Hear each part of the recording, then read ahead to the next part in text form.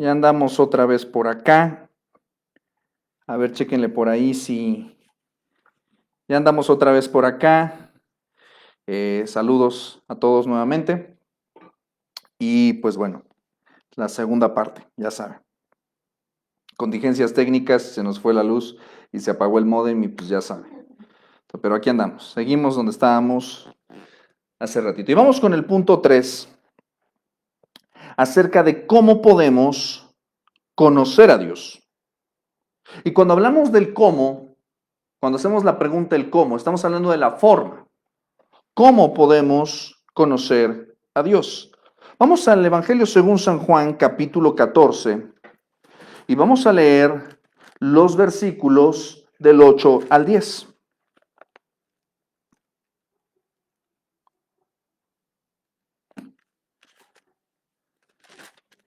Dice el texto: Felipe le dijo: Señor, muéstranos el Padre y nos basta. Jesús le dijo: ¿Tanto tiempo hace que estoy con vosotros y no me has conocido, Felipe? El que me ha visto a mí, ha visto al Padre. ¿Cómo pues dices tú, muéstranos el Padre? ¿No crees que yo soy en el Padre y el Padre en mí? Las palabras que yo os hablo, no las hablo por mi propia cuenta, sino que el Padre que mora en mí, Él hace las obras. Tómense 2 segundos para reflexionar en eso, en lo que mandamos ahorita aquí nuevamente las ligas. Este texto me parece importantísimo porque la pregunta que hace aquí es, ¿cómo? ¿Cuál es la necesidad que nosotros tenemos de conocer a Dios? ¿Dónde está esa necesidad? Ok, pero, pero por el otro lado, ¿qué dice el Señor acerca de la necesidad de conocer a Dios? ¿Qué es lo que está diciendo aquí? Este texto de Juan a veces a mí me gusta mucho Juan. Juan se le decía que es el teólogo porque es muy profundo lo que está implicado aquí. ¿Cuáles son los medios para conocer a Dios? ¿Qué es lo que está diciendo? Primeramente, Felipe le dice, muéstranos el Padre y nos basta. Él está haciendo una petición muy similar a la petición que en su momento, en Éxodo capítulo 32 y 33, Moisés le pediría al Señor, muéstrame tu gloria, ¿verdad? Recordemos que el pueblo de Israel había ofendido al Señor al hacer la adoración y la creación del becerro de oro, y el Señor se había retirado, había ya estado en una situación de rechazo, y les dice, les voy a entregar la tierra prometida, voy a enviar a mi ángel, pero yo ya no voy a estar con ustedes. Moisés se apresura a interceder, a acercarse al Señor y bueno, él reafirma su pacto con él, con su pueblo, que él va a estar con ellos. Pero sobre todo en esta parte, Moisés ya en esta intimidad dice, muéstrame tu gloria. Y esto es una petición interesante porque en aquel entonces el Señor le dice, yo no te puedo mostrar mi gloria porque no existe un hombre que la vea y no muera. Porque estamos hablando de la esencia misma de Dios, que vamos a ver más adelante. Estamos hablando de algo glorioso y tan glorioso que es peligroso. Una de las ilustraciones que me gusta apuntar cuando hablamos acerca del poder, de la gloria, de la santidad, de la persona, del rostro de Dios. Si tú fueras al espacio y te plantaras delante del sol, terminarías fulminado. O sea, te quedarías ciego, terminarías achicharrado. O sea, es tan fulminante su resplandor que terminarías deshecho. Está muy padre el sol, pero tú no estás capacitado físicamente para resistir todo ese poder y esa gloria. Me parece que es la ilustración más cercana que tengo para apuntar acerca de lo que está pidiendo aquí Moisés. Muéstrame tu rostro, muéstrame tu gloria.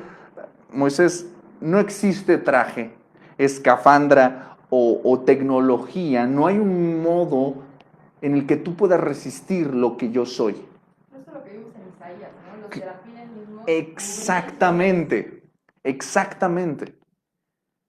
Me encanta cuando yo no lo tengo aquí en notas, pero todo parece que va encadenado. Isaías por eso dice, ay de mí, que soy muerto. ¿Por qué? Porque estoy delante de esto ardiente, poderoso, glorioso. O sea, debo estar muerto. Debo estar muerto. O sea, los serafines se protegen. Están de hecho ellos hechos para estar en la presencia del Señor y servirle, estar cercanos a Él, pero aún así ellos tienen cuidado de protegerse. Más que por una situación de una protección de su integridad física, corresponde una actitud. Lo que ellos hacen va más allá de una cuestión de agravio físico, sino tiene que ver con una actitud de reverencia. Pero lo que pasa con Isaías tiene un conocimiento teológico. Isaías es un sacerdote, Isaías es un teólogo, Isaías fue al seminario, Isaías es un hombre que ha estudiado las escrituras y dice, evidentemente yo no puedo estar en la presencia del Señor y estar vivo, tengo que estar muerto. Hay un texto que les recomiendo mucho que he estado empezando a leer, del doctor R.C. Sproul, que se llama Moisés y la zarza ardiente. Uno de los temas que más impactó al doctor R.C. Sproul es la santidad de Dios. Y les recomiendo mucho sus conferencias acerca de la santidad de Dios. Es, como dice el GIF, ¿no? O sea, es tremendo. Se los voy a compartir posteriormente. Está increíble, se los recomiendo. Y a lo que quiero llegar con esto es que Felipe dice, muéstranos al Padre. Muéstranos al Padre y nos basta. Felipe le dice al Señor Jesús, muéstranos al Padre. ¿Qué es lo que dice el Señor? ¿Tanto tiempo hace que estoy con vosotros? ¿Y no me has conocido, Felipe? Ahora, ¿qué es lo que necesitamos nosotros? ¿Cómo podemos conocer a Dios? Aquí hay una respuesta. Está velada, pero aquí hay una respuesta. ¿Cómo? ¿Cómo podemos conocer a Dios? ¿Qué es lo que responde el Señor? El que me ha visto a mí, ¿ha visto al Padre? Pero dice, Jesús le dijo, ¿cuánto? ¿Qué le dice? Tanto tiempo hace que estoy con vosotros. Entonces, ¿qué es lo que necesitamos nosotros? ¿Cómo podemos conocer a Dios? Por medio de Cristo. Sí, pero aquí hay otra cosa. El Señor Jesús nos da una respuesta. Felipe responde, échenle coquito. Felipe dice, muéstranos al Padre y nos basta. Jesús dice, ¿qué? Es como lo de Isaías, de yo mismo soy, que es el mismo, ¿no? Ok, pero estamos respondiendo nosotros cómo podemos conocer a Dios. Entonces, ¿cómo podemos conocer a Dios? Y el Señor está respondiendo aquí. ¿Qué es lo que dice? ¿Qué es lo que le dice a Felipe? Tanto tiempo estoy con vosotros y no me has conocido.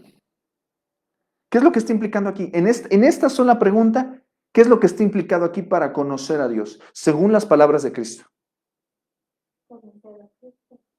Pero ¿cómo conocemos a Cristo? ¿Qué es lo que le reprocha? Porque el Señor Jesús le está reprochando. ¿Qué le está reprochando? Que no le ha conocido. Pero, ¿cuál es el reproche? ¿En qué consiste el reproche? Que estuvo con él. ¿Que estuvo con él? Pero hay una palabra clave aquí. Exacto. Exacto. Lo que le reprocha el Señor Jesús, dice, oye, iba a hacer una expresión muy mexicana, oye, no la mueles.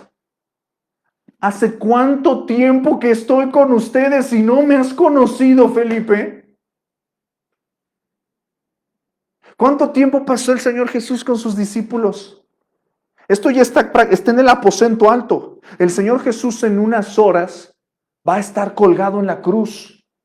El Señor Jesús va a salir de aquí del aposento alto, de tomar la cena con sus discípulos, la Pascua, va a salir al huerto de los olivos, va a salir a Getsemaní, va a orar, va a clamar, va a hacer la oración de Juan 17 y posteriormente de ahí sería arrestado y sería juzgado y sería crucificado. ¿Entiendes la exasperación de Jesús? Había pasado 3 años y medio con ellos, 3 años y medio con ellos. Pero, y no era una relación dominguera. Ellos tuvieron un palco de privilegio. Ellos no estaban con él solamente los domingos, 2 horas a la semana. Ellos no estaban con él los miércoles, un ratito. No, ellos caminaban con él, comían con él. Incluso hasta había ocasiones en las que pasaban la noche juntos alrededor de una fogata. Servían juntos. O sea, pasaban un tiempo tan intenso, 24/7 durante 3 años y medio. Y la pregunta es, muéstranos al Padre.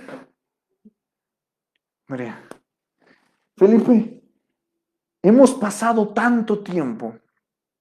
Entonces, la cuestión aquí es la siguiente, ¿cuánto tiempo pasamos con el Señor? Esa es la pregunta clave. ¿Cuánto tiempo pasamos con el Señor? ¿Quieres conocer a Dios? ¿Cuánto tiempo pasas con Él? ¿Cuánto tiempo pasas en su palabra?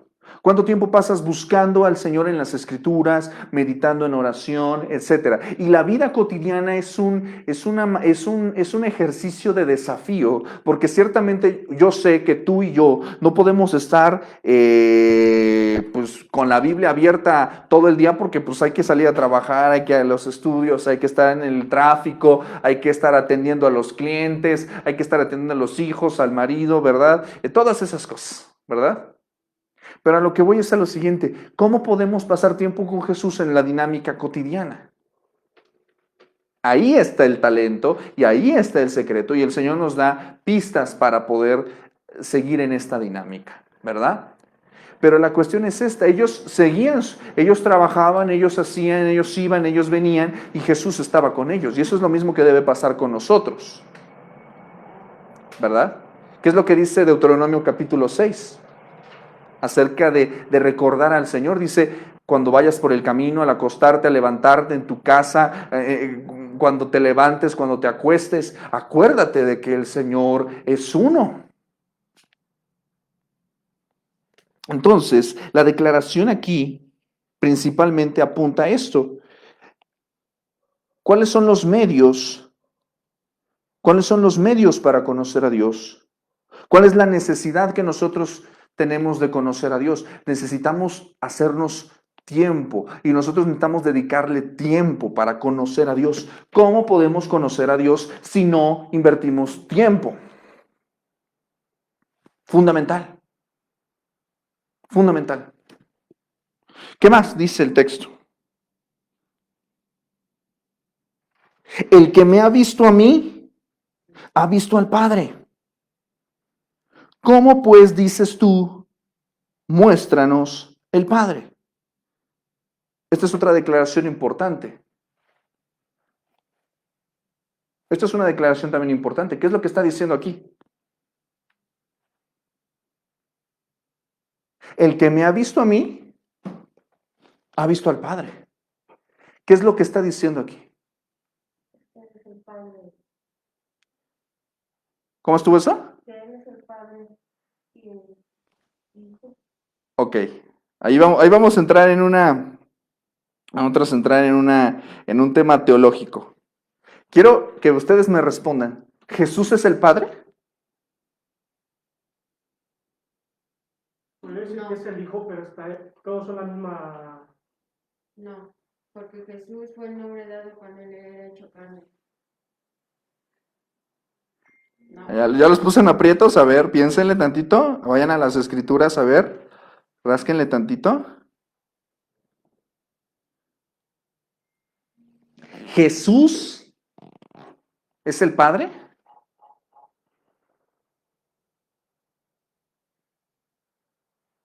Sí, no. Exactamente. Estamos entrando ahí en una cuestión teológica que vamos a tocar. El Padre Claro, son la Trinidad, lo platicábamos en algún otro momento, la Trinidad es una manifestación de Dios. La Trinidad es el mismo Dios. El Padre, el Hijo y el Espíritu Santo son el mismo Dios, en esencia, pero manifestado en tres personas. Teológicamente se conoce como el misterio de la Trinidad. No lo puedes explicar plenamente, pero así es. Dios es uno, porque es lo que dice Deuteronomio 6. Dios es uno. Oye Israel, Jehová nuestro Dios, Jehová uno es. Pero no está hablando que sea uno en el sentido de que solamente se exprese en una persona, sino que es uno en esencia. Porque si nosotros vamos a 1 de Juan capítulo 5, dice, tres son los que dan testimonio en el cielo, el Padre, el Hijo y el Espíritu Santo. Entonces podríamos pensar que la Biblia está en una contradicción y sabemos nosotros que no, porque la Biblia nos da testimonio de la manifestación tripartita de tres personas, pero de un solo Dios. Dios es uno en esencia, manifestado en tres personas. Vamos a quedarnos ahí, porque si no le voy a seguir jalando el hilo al suéter y ya me conocen. Ya me conocen. Entonces lo que está diciendo aquí es, el que me ha visto a mí, ha visto al Padre. Entonces, la declaración de Jesús es importante porque lo que dice es, si tú ves a Cristo, estás viendo al Padre. Vamos a un texto más adelante. El apóstol Pablo lo dejaría más claro en este aspecto. Este texto es maravilloso, se lo recomiendo ampliamente.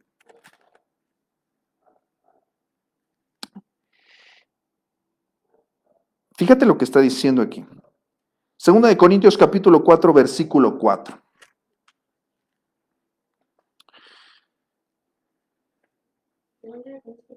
Segunda de Corintios capítulo 4, versículo 4. Dice, hablando acerca de las personas que empezaban a criticar a Pablo y de las personas que todavía no creen en el Evangelio, no creen en Cristo. Fíjate lo que está diciendo. A veces el Evangelio, a veces la palabra de Cristo, o como en el caso de Felipe, ellos estaban caminando con Jesús, ellos compartieron muchas cosas con Jesús. ¿Cuánta gente no vio los milagros de Cristo? Los mismos fariseos fueron testigos de primera línea de todo lo que hizo Jesús. Y yo sé que ninguno de nosotros, honestamente, en algún momento nos ha dicho, oye, ¿cómo es posible que no hayan creído? ¿Por qué? ¿Cómo es posible que personas viendo los milagros de Cristo, estando en la presencia física del Verbo hecho carne, no hayan creído? Solo unos pocos. Y a veces entre los mismos discípulos a veces eran incrédulos. Hizo falta hasta el final, que ellos adquirieran una fe más fuerte. Y eso nos lleva a este planteamiento. Al planteamiento de conocer a Dios. Porque conocer a Dios no es necesariamente, vuelvo a insistir, no es congregarte. Congregarte no es conocer a Dios. Forma parte de nuestra expresión de que conocemos a Dios. Pero no quiere decir que es esencialmente conocer a Dios, porque muchos de los discípulos caminaron con Cristo. Pero uno de ellos le vendió. Tenía la mejor iglesia, el mejor pastor, el mejor ministerio. ¿Cuál era la excusa? No había ninguna. Ahora, aquí Pablo dice, 2 Corintios 4:4, en los cuales, hablando acerca de los que se pierden, dice, el Dios de este siglo, hablando acerca de Satanás, cegó el entendimiento de los incrédulos para que no les resplandezca la luz del evangelio de la gloria de Cristo, el cual es la imagen de Dios. Porque no nos predicamos a nosotros mismos, sino a Jesucristo como Señor, y a nosotros como vuestros siervos por amor de Jesús. Mucha atención, versículo 6.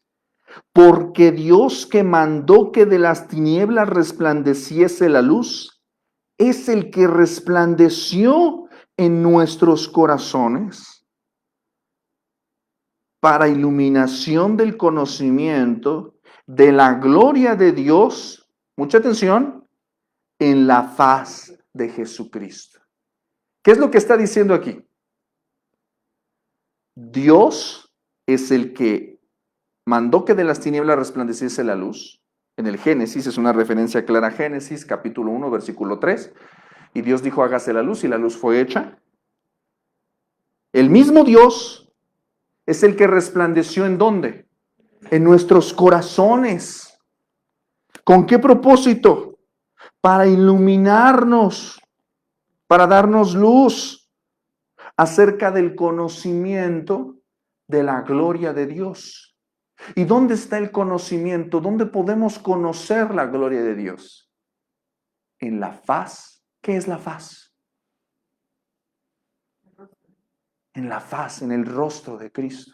Por eso la declaración de Jesús en Juan capítulo 14 es impactante porque dice, el que me ha visto a mí, ha visto al Padre. Lo que Moisés no pudo ver en aquel entonces, un puñado de pescadores pudieron ver. Ellos pudieron ver, al mirar el rostro de Cristo, miraron el rostro de Dios. Eso es increíble. Cuando nosotros miramos a Cristo, estamos mirando a Dios. Qué bendición es cuando se ilumina. Yo sé que si yo apago aquí la luz, ustedes pueden todavía seguir viendo. Un ratito, ¿verdad? Pero vas a ver mejor cuando se arroja la luz. En bibliología se dice que nosotros conocemos a Dios por revelación, porque Él quita el velo. Revelación quiere decir quitar el velo. Entonces, tú no conoces a Dios porque eres bien intelectual, porque eres muy inteligente. No, yo reprobé matemáticas.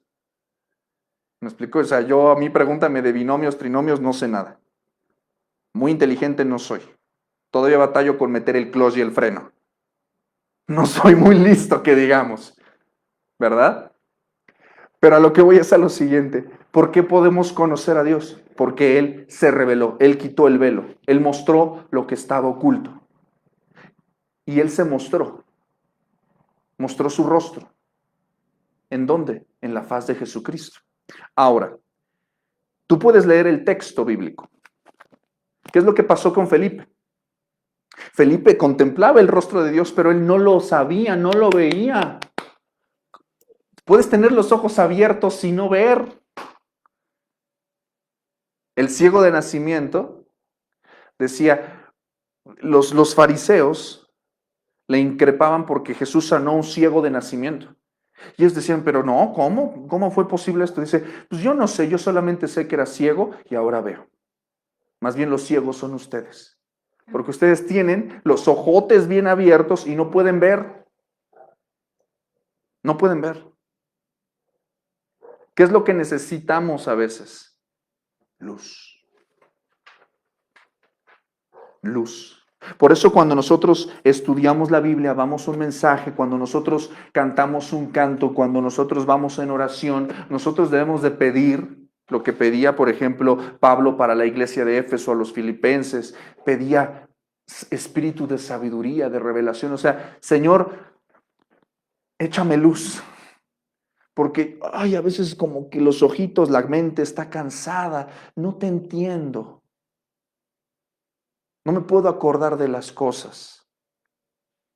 A veces no alcanzo a entender, se me olvidan. Dame luz. Muéstranos al Padre, Señor. Ay, Felipe, estoy aquí desde hace tanto rato, no me puedes ver. Si me has visto a mí, has visto al Padre. Pero ¿qué necesitaba el Señor? Arrojar luz. Luz. El Señor ha iluminado el camino, ha iluminado el rostro para que podamos ver a Cristo. Para que podamos ver a Dios en Jesucristo. Uf. Este texto le puedes sacar todo lo que tú quieras. Versículo 10. ¿No crees que yo soy en el Padre?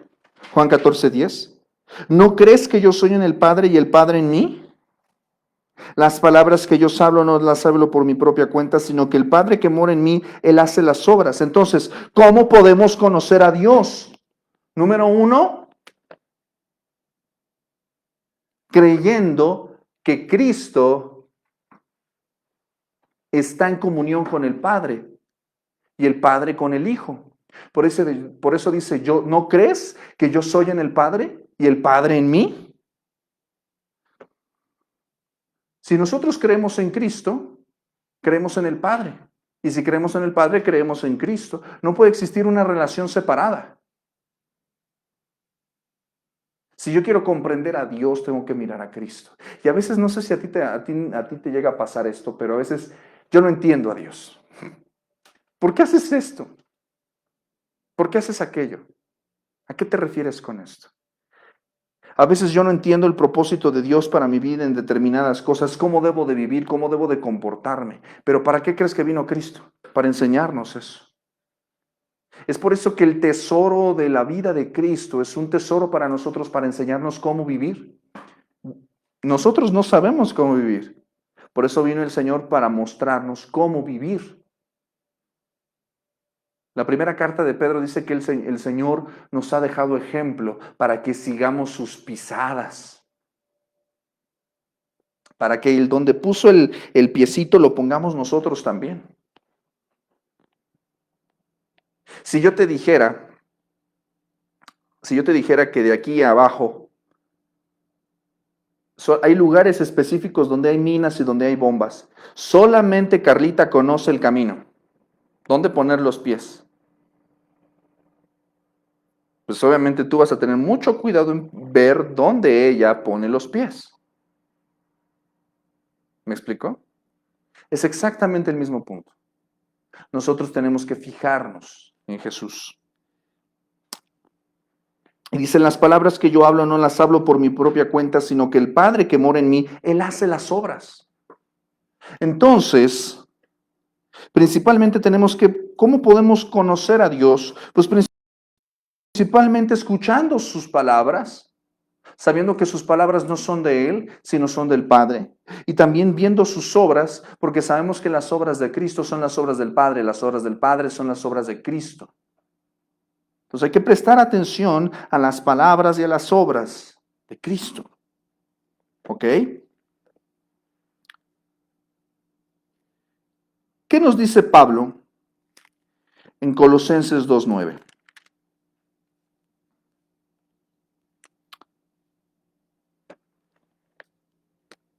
Porque en Él habita corporalmente toda la plenitud de la deidad. Tómate 10 segundos para masticar eso. Esta es una frase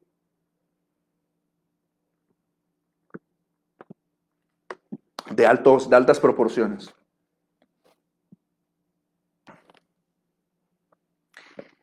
En Jesús, porque está hablando acerca de Cristo,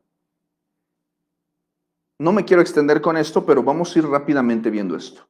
En Él, es decir, en Jesús, habita corporalmente toda la plenitud de la deidad. Cuando hablamos de que en Jesús habita, estamos hablando de que en Él mora. Cuando hablamos de habitar, estamos hablando de que hay una relación de vida, de ser, de existencia. Por ejemplo, el Salmo 91 dice, el que habita al abrigo del Altísimo morará bajo la sombra del Omnipotente. Y algún pastor decía, el que habita, no el que visita, ¿verdad? Nosotros queremos la protección del Omnipotente y queremos morar queremos estar protegidos bajo su sombra, pero solamente esta garantía son para los que habitan en su presencia y los que moran junto con Él. Para los que habitan y los que moran. Y eso implica una comunión 24/7. ¿Me explico? Tiempo, nuevamente. Entonces, cuando dice, en Él habita, cuando el Señor Jesús vino a esta tierra, Él se hizo carne. en el vientre de esta doncella, de esta mujer llamada María, esposa de José, el Espíritu Santo le dio cuerpo, le dio huesos, carne, sangre, venas, músculos, tejidos, piel. Y en ese cascaroncito de carne y de huesos, dice que habitó. Es decir, Dios estuvo ahí, en ese cuerpo, en esa persona. Esto es una defensa muy fuerte contra las teologías, o más bien las herejías, que plantean que Jesús no fue humano, que era un ser espiritual, que realmente no era humano, que vino en una representación casi como fantasmagórica, ¿verdad? Incluso algunos que dicen que solamente Jesús no era Dios, que era solamente humano. Hay algunas sectas por ahí que plantean que Jesús solamente fue un hombre, un profeta, un hombre muy ilustre y se acabó, pero no le dan el carácter divino. Ahora dice que en él habita. ¿Habita qué? Corporalmente, en todo su cuerpo, en su ser. Toda, no a medias, no la mitad, no 3/4, no 10 pesos, toda la plenitud, es decir, todo cuando hablamos de algo que es pleno, hablamos de algo que es absoluto, algo que lo llena todo, ¿verdad? Los cielos cuentan la gloria de Dios, el firmamento anuncia la obra de sus manos. Dios lo llena todo. ¿Cuál es la declaración de los serafines? Toda la tierra está llena de su gloria. Salmo 24:1, de Jehová es la tierra y su plenitud, el mundo y los que en él habitan. Aguas, porque esto es una delgada línea. Yo he escuchado personas que dicen que Dios está en todo. No. Dios no es el árbol, Dios no es el aire, Dios no. Eso es panteísmo. Aguas con eso. Aguas con eso. Dios es el creador de esas cosas y nos habla a través de su creación, pero Dios no es. Ay, es que en este perrito está. No. Aguas. Solamente en Cristo habita corporalmente toda la plenitud de la deidad. Solamente ahí, en ese ser. Esta es una declaración importante porque entonces nos habla de que todo lo que nosotros debemos conocer de Dios está ¿en dónde? En la persona de Cristo. En ese ser, en ese cuerpo, se manifestó toda la plenitud de lo que es Dios. Déjalo ahí. Es otra bomba atómica. Esta lección 3 va a ser una lección 3 de la Segunda Guerra Mundial teológica, ¿eh? O sea, si sale, por eso, si uno sale aquí norteado, es normal, ¿ok? Y este texto es fascinante, es uno de mis textos preferidos, Hebreos capítulo 1. Hebreos capítulo 1, estamos en el Nuevo Testamento. Si hay un texto, si hay una carta en el Nuevo Testamento que tiene como propósito apuntarnos a comprender más a Cristo, es el texto, la carta a los Hebreos. Y como bien lo dice la carta, fue una carta escrita a los Hebreos. Es decir, a los judíos que estaban, esta forma parte, ustedes ya lo estudiaron, la carta a los Hebreos forma parte ¿de qué? Vimos cómo estaban organizados los libros de la Biblia. La carta... ¿Esta forma parte de las cartas pastorales? ¿Sí o no? A ver, ¿cómo estuvo eso? Ok. ¿La carta a los Hebreos forma parte del Antiguo o del Nuevo Testamento? Del Nuevo, ok. Hasta ahí vamos bien. Ok. Ahora, ¿forma parte de qué? ¿De qué estructura? ¿Forma parte de los evangelios? No, de las cartas generales. de las cartas generales, universales o católicas. Ahora, ¿por qué forma parte de estas cartas generales, universales o católicas? ¿A quién fue escrita? A los hebreos, sí, pero ¿cuál es el propósito de estas cartas generales? Fueron escritas las cartas generales a toda la cristiandad, a todos los cristianos del mundo conocido en aquel entonces, pero fueron escritas a todos los cristianos. El propósito de la carta a los hebreos es presentar a Jesús como superior a Moisés, como el cumplimiento de la ley, como superior a los pactos, como el fiador de un nuevo pacto. Este es un texto que yo les recomiendo que lean en la versión Reina Valera, pero también les animo a que lo lean en otra versión bíblica más sencilla, Nueva Traducción Viviente, Traducción Lenguaje Actual, porque es un texto imperdible para comprender mejor a Cristo. Y desde la propia introducción, es una bomba nuclear. Lee con atención. Hebreos capítulo 1, versículo 1.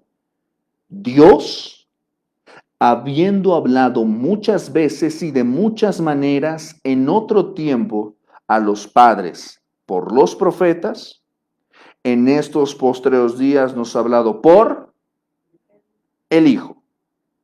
Es decir, ¿quién es? Cristo.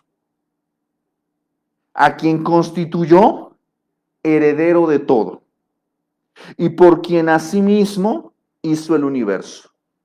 Ojo, nota por favor que en el versículo 1 nos habla de Dios y en el versículo 2 nos habla de Él, del Hijo.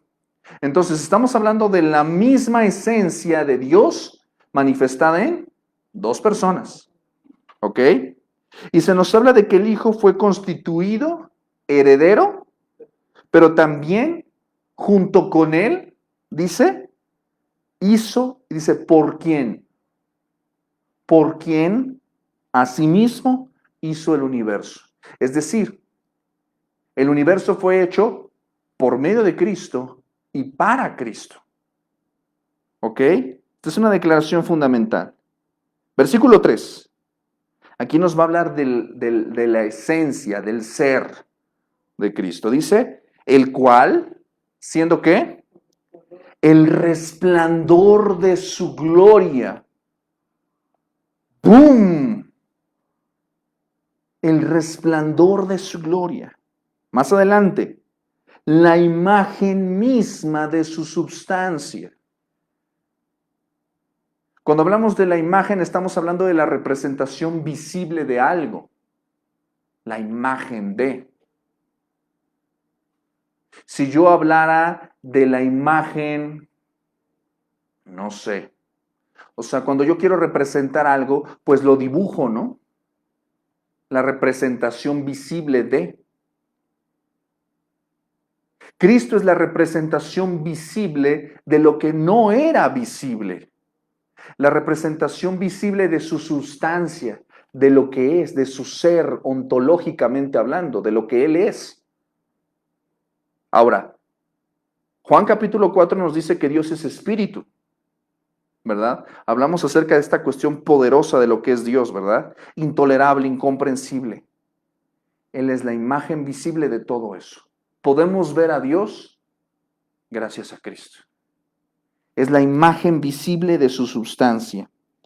Más adelante dice, y quien sustenta todas las cosas con la palabra de su poder.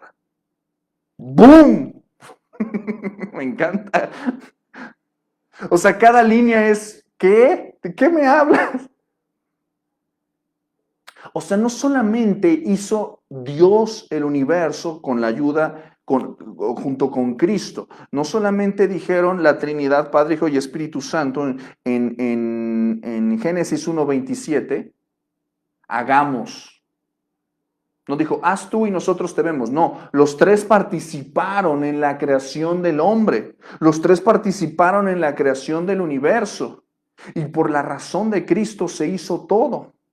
Él es la razón de todas las cosas. Pero nota por favor que no solamente es el creador, sino también es Él. ¿Qué dice el versículo 3? ¿Quién qué? Sustenta. ¿Qué quiere decir eso? Cuando hablamos de que alguien sustenta, ¿de qué estamos hablando? ¿El que da? ¿El que da qué? Ya hizo el universo. ¡Qué padre! Pero también lo sustenta. ¿Eso qué significa? Pues sí, le sigue echando, ahora sí que sigue viendo que no se marchita el asunto. Una de las cosas que podemos observar, por ejemplo, en el progreso de la historia de la filosofía, es que hay algunos filósofos que dicen, sí, Dios existe. Ah, qué padre. Gracias, ¿no? Por permitir que Dios exista. No, y ellos dicen, bueno, Dios existe, sí, pero ellos tienen una filosofía aguas. Por eso es importante que escuchemos y leamos con atención. Hay muchos filósofos que son teístas o que son deístas, que son cosas muy diferentes, pero en esencia lo que dicen es Dios creó el universo y ahí lo dejó corriendo. Como si armara un reloj, ya le puso pilas, lo dejó funcionando y se fue a hacer sus cosas y el reloj, pues, ahí se iba caminando. Él no regresaba a ver cómo estaban las manecillas o a cambiarle las pilas. No. Para ellos solamente Dios es creador, no sustentador. Y cuando hablamos de sustentador, estamos hablando no solamente de alguien que pues pone las cosas y las deja funcionando y ya, se olvida. No, sino que está al pendiente. Le echa agüita a la plantita. Hace salir su sol todos los días. Un poquito de sol, un poquito de lluvia, que no falte el alimento, que no falte el agua, que no les falte el aire. ¡Wow! Eso me parece fascinante, porque la atención que Dios le presta a todas las cosas en el universo, a las cosas más macro y a las cosas más micro, nos muestra, el universo no colapsa, porque hay un Dios que sustenta, dice, todas las cosas. Hay un Dios que sustenta todas las cosas. Me encanta porque el Señor Jesús dice en Mateo capítulo 6, en el Sermón del Monte, dice, ¿por qué os afanáis? Pensando qué comeréis, qué vestiréis, ¿no? Alguien decía que esa es la Trinidad de la incredulidad. ¿Qué comeremos, qué beberemos, qué vestiremos? Porque los incrédulos se preocupan de esas cosas, pero ustedes no pueden preocuparse de esas cosas porque ustedes saben que hay alguien que sustenta todas las cosas. Y si Él alimenta a las aves del cielo, si Él sabe cuántos cabellos tienes en la cabecita, ¿no cuidará de ustedes, hombres de poca fe? Ahora, ¿te das cuenta que este concepto teológico complejo se aplica en la vida diaria? ¿A mí de qué me sirve saber que Dios es sustentador? ¿Eso cómo me bendice para el día de mañana? Porque yo sé que no importa qué tan mal me vaya, Dios me sustenta. No sé lo que va a pasar mañana, pero Dios es el que sustenta todas las cosas. Él tiene, como dice Isaías, ¿quién midió las aguas? Él tiene el polvo aquí, lo pesa con balanza. ¿Tú crees que Dios está preocupado por qué va a ser mañana? No, porque Él sustenta todas las cosas con la palabra de su poder. ¿Qué tan poderosa es su palabra? Lo suficiente como para decir, hágase la luz, que haya tierra, que haya esto, que haya aquello, que hoy salga el sol, que funcione la tierra, que hoy tenga vida este niño, que se porta mal de vez en cuando, pero ahí está. ¿Qué nos debería de preocupar? Y me encanta porque el Señor Jesús dice en Mateo 6:33, versículo para memorizar. Mas buscad primeramente el reino de Dios y su justicia. Y todas estas cosas, todas ellas, encierra todo eso que te preocupa, que te afana, todo aquello que, estos intereses terrenales pasajeros, y todas estas cosas vendrán por añadidura. Ahora, el autor de Hebreos nos dice que Dios ha hablado por su Hijo. ¿Y cómo lo describe? Lo describe como un resplandor de su gloria, como la imagen de su sustancia y como el que sustenta todas las cosas con la palabra de su poder. Por eso tú no puedes despreciar su palabra, porque su palabra es la que sustenta todas las cosas. Su palabra es la que será abierta en el día del juicio.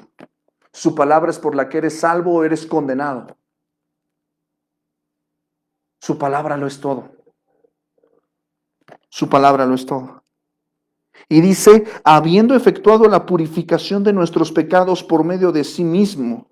Es decir, nosotros podemos ser limpiados de nuestros pecados por medio de ¿quién? Por medio de Cristo, por medio de sí mismo. ¿Con qué te limpió? ¿Con jabón Bel Rosita? No, con Él mismo. Y dice que se sentó a la diestra de la majestad en las alturas. ¿Cómo lo describe el autor, el autor de Hebreos a Jesús? Como la imagen visible de lo invisible. Como el que hace que su gloria brille más. Cristo hace que la gloria de Dios brille más de lo que brilla. ¿Tú crees que el sol es brillante? Pues imagínate, porque la gloria de Dios brilla más que el sol y Cristo hace que la gloria de Dios brille más de lo que ya de por sí brilla. O sea, brilla mucho. ¿Ok? Sustenta todas las cosas y nos ha purificado. Y podemos tener seguridad porque como dice Isaías 6:1, Isaías dice que ve al Señor sentado en un trono alto y sublime. ¿Y qué dice? Nuestro Señor se sentó a la diestra de la majestad en las alturas. Él está sentado. ¿Por qué? Porque está todo en perfecta calma, en perfecto control. Dios no está especulando a ver qué va a hacer con tu vida o con el universo. Todo ya está escrito. ¿Esto por qué es importante? ¿Por qué cuando hablamos acerca de Dios, su carácter y atributos es importante ir a esto? Porque como hemos visto, Él es temible, formidable, poderoso. Porque como hemos visto, no hay otro como Él. No lo habrá antes, no lo habrá después. Porque como hemos visto, Él no dará su gloria ni su alabanza a nadie más, porque solamente le pertenece a Él. Es importante conocer a Dios porque la vida eterna consiste en conocerle.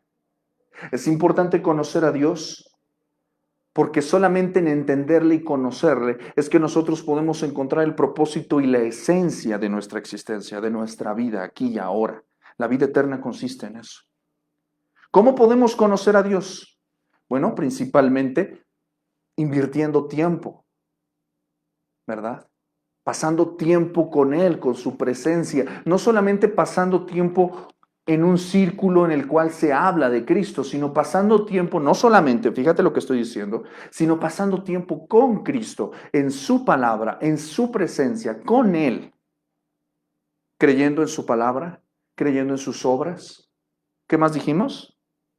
Viéndolo a Él y sabiendo que viendo a Cristo, me encanta porque hablando acerca de la perseverancia, el autor de los Hebreos dice en el capítulo 12, puestos los ojos en Jesús, autor y consumador de nuestra fe, que dice que corramos la carrera con paciencia. Ahorita que he estado saliendo a correr, sí, aunque no lo crea, he estado saliendo a correr. Pues uno como que ya después de un tiempecito como que no se acostumbra uno y a veces uno está pegado en el piso viendo pues dónde pones los pies, lo cual está bien, pero tienes que poner la vista hacia adelante. Incluso porque en el propio ejercicio a veces te fatigas más cuando estás inclinado, ¿verdad? Pero el punto aquí es este, en la carrera cristiana no es una carrera de velocidad, es una carrera de perseverancia. Y vas a perseverar únicamente no mirando a tus colegas, a tus competidores, porque no estamos compitiendo, somos compañeros en esta carrera. Unos corren más despacito, otros corren más rápido y otros ni corren, otros nada más caminan, pero a lo que voy es a lo siguiente. Otros ya se salieron, pero a lo que voy es a esto. En esta carrera, el objetivo no es que vayas ni más lento ni más rápido, sino que vayas al paso que Dios te está dando. Puede que ya te cansaste, le estás bajando, o puede que andas muy injundioso esta mañana y hoy sí, hoy sí vengo con toda la unción. Pero el punto es ese. No pierdas la vista de Cristo, porque ahí está la meta. El secreto de esta carrera es la perseverancia. No es la velocidad. No es la velocidad. ¿Cómo podemos conocer a Dios? Mirando a Cristo, creyendo en sus palabras, creyendo en sus obras, pasando tiempo con Él, teniendo la seguridad de que en Cristo habita la plenitud de Dios, en nadie más, en nadie más. En Él habita corporalmente toda la plenitud de la deidad. Y la declaración de Hebreos 1:3 es profunda. Él es la imagen de lo invisible, Él es el resplandor de su gloria, quien sustenta todas las cosas con la palabra de su poder y sobre todo es quien nos ha purificado, nos ha limpiado de nuestros pecados. Por eso es importante nosotros conocer a Dios y por eso vamos a acercarnos en esta lección 3 a conocer a Dios, su carácter y atributos. ¿Les parece si oramos? Gracias por acompañarnos en esta sesión, lección 3, Dios, su carácter y atributos. Vamos a orar para poner este tiempo de estudio, pues concluirlo en sus manos. Gracias por acompañarnos, nos vemos el próximo miércoles. Oremos. Padre bendito, te damos gracias en el nombre de Jesús por tu palabra, por este estudio que ha sido rico, abundante, abrumador, Señor, para nuestra mente, para nuestro corazón, pero sobre todo sustentador. Señor, apúntanos a que nuestro objetivo en la vida es conocerte a ti. Apúntanos, Señor, recuérdanos que el objetivo de esta carrera es no despegar nuestros ojos de ti, no imitar a fulano o a sutano. Señor, nuestro objetivo no es ser como el hermano, como la hermana, Señor, sino nuestro objetivo es ser como tú.